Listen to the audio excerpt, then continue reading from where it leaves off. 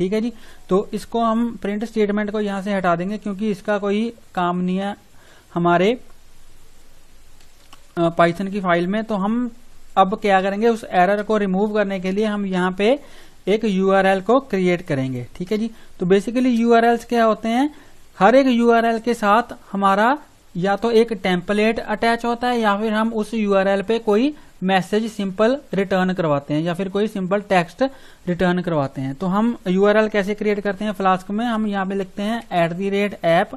तो ये हमारे पास बिल्ट इन डेकोरेटर होता है यूआरएल क्रिएट करने के लिए। ठीक है जी।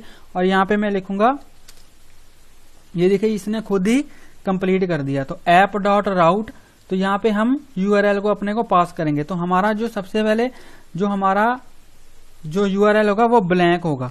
ठीक है जी। मतलब कि हमारा जो होम पेज होगा वो ब्लैंक यूआरएल पे होगा, /URL पे होगा। और यहाँ पे हम फंक्शन का नेम लिखेंगे, तो हम यहाँ पे लिखेंगे इंडेक्स। ठीक है जी। हमारे फंक्शन का नेम होगा इंडेक्स और वो एक सिंपल, सबसे पहले हम टेक्स्ट को रिटर्न करवाएंगे। तो टेक्स्ट को रिटर्न करवाने के लिए हम यहाँ पे लिखेंगे रिटर्न, और यहाँ पे हम कोई भी टेक्स्ट रिटर्न करवा देंगे, लेट्स से होम पेज।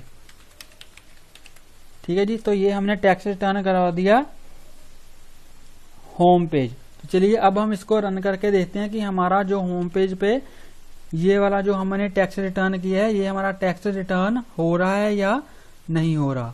तो इसको मैंने जैसे ही सेव किया तो हमारा जो सर्वर है वो दोबारा से रीस्टार्ट हो रहा है। तो हमारा जो सर्वर है वो रीस्टार्ट हो चुका है। अब हम क्या करेंगे, सिंपल इसको अपने होम पेज को रिफ्रेश करेंगे। तो ये देखिए अब मैंने जैसे ही इसको रिफ्रेश किया, मैं इसको थोड़ा जूम इन कर देता हूँ, तो ये देखिए हमारे होम पेज पे होम पेज आ रहा है। तो ये देखिए हमने हमारे जो यूआरएल में ये हमारा जो है लोकल होस्ट का एड्रेस है, लोकल होस्ट का यूआरएल है। इसके बाद हमने कुछ भी कोई भी और यूआरएल इसके साथ अटैच नहीं किया है, मतलब कि ये ब्लैंक यूआरएल है। तो इसलिए हमने अपने राउट में, मैं इसको भी थोड़ा जूम इन कर देता हूं ताकि आपको थोड़ा अच्छे से दिखाई दे। तो हमने अपने यूआरएल में यहाँ पे सिंपल / ही लिखा है, मतलब कि ये ब्लैंक यूआरएल है। तो इसके लिए ये जो ब्लैंक पेज है उस पे हमें होम पेज दिखाई दे रहा है। ये कैसे वर्क करेगा, सबसे पहले ये हमारी app.py में आएगा और ये देखेगा कि ओके ये जो यूआरएल है ये ब्लैंक यूआरएल है। तो ब्लैंक यूआरएल में कौन सा मेथड हमने डिफाइन किया है, ये जो इंडेक्स मेथड है ये ब्लैंक यूआरएल के साथ अटैच है। तो ये देखेगा कि ओके, यहाँ पे ये देखा कि ओके ये ब्लैंक यूआरएल है। तो ब्लैंक यूआरएल में हमने कौन सा मेथड डिफाइन किया है, इंडेक्स मेथड, और ये क्या रिटर्न कर रहा है, होम पेज। तो ये क्या करेगा, ब्लैंक यूआरएल पे सिंपल यहाँ पे होम पेज यहाँ पे प्रिंट करवा देगा। ठीक है फ्रेंड्स। तो अगर मैं लेट्स से कोई और पेज डिजाइन करूं, लेट्स से अगर मैं रजिस्टर, यहाँ पे हम 1-2-3 और यूआरएल बना देते हैं ताकि आपको अच्छे से समझ आ जाए कि ये कैसे काम करता है। तो मैं क्या करूंगा, सिंपल यहाँ पे एक और यूआरएल डिफाइन करूंगा।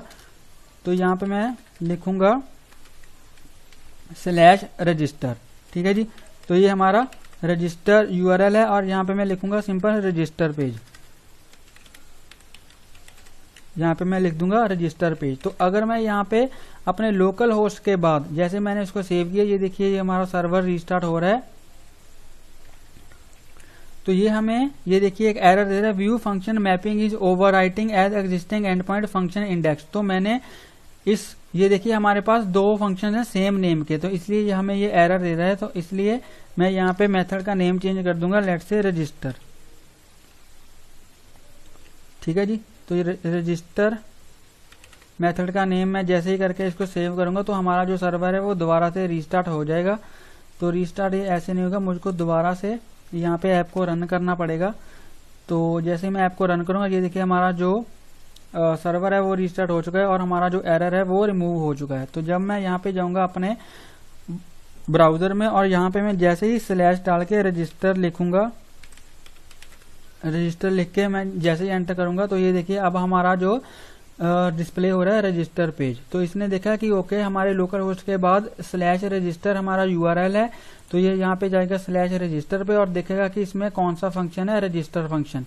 तो वो क्या रिटर्न कर रहा है, रजिस्टर पेज। तो इसलिए ये हमें यहाँ पे रजिस्टर पेज यहाँ पे डिस्प्ले करवा रहा है। ऐसे ही हम अपना लॉगिन पेज है उसको भी यहाँ पे डिजाइन कर लेंगे। सिंपल मैं इसको कॉपी करूंगा, कॉपी करने के बाद इसको यहाँ पे मैं सिंपल पेस्ट कर दूंगा जैसे हमने रजिस्टर पेज किया था। ठीक है जी। यहाँ पे मैं लिख दूंगा लॉगिन पेज, यहाँ पे लिख दूंगा लॉगिन, और यहाँ पे मेथड का नेम भी चेंज करना होगा, नहीं तो ये फिर से हमें एरर देगा। यहाँ पे मैंने लॉगिन लिख दिया और यहाँ पे मैं लिख दूंगा लॉगिन पेज, ठीक है जी।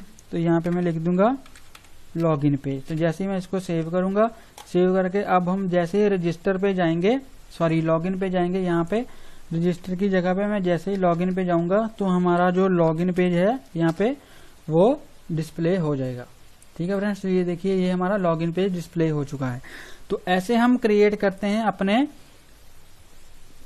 फ्लास्क में यूआरएल्स, और हर एक यूआरएल्स के साथ एक मेथड डिफाइन होता है, और जो वो मेथड रिटर्न करता है उसी यूआरएल पे फिर हमें वो वेब पेज में डिस्प्ले होता है, ठीक है फ्रेंड्स। तो ऐसे हम क्रिएट करते हैं अपने फ्लास्क की ऐप में मेथड्स और यूआरएल्स।